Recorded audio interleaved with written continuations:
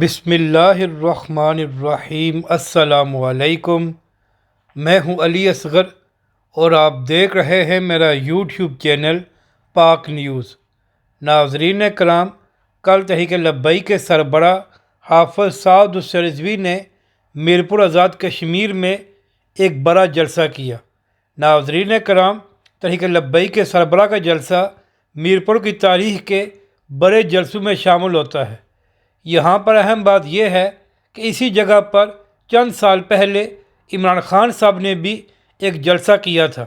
تو ناظرین کرام، اس وقت عمران خان صاحب کی وفاق میں بھی حکومت تھی اور آزاد کشمیر میں بھی، جبکہ دوسری جانب اس وقت تحریک لبیک پاکستان کے پاس نہ ہی کوئی حکومت ہے اور نہ ہی تحریک لبیک کے لوگوں کے پاس کوئی سرکاری عہدہ ہے۔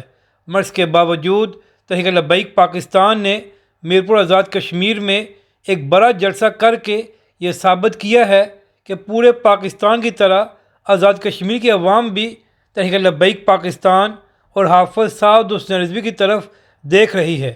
تو ناظرین کرام، یہ تحریک لبیک پاکستان اور حافظ سعد حسین رضوی کی ایک بڑی کامیابی ہے کہ جہاں پر بھی علامہ سعد حسین رضوی جلسہ کرتے ہیں تو وہاں پر عوام کی ایک بڑی تعداد آتی ہے اور تحریک لبیک کے ساتھ محبت کا اظہار کرتی ہے۔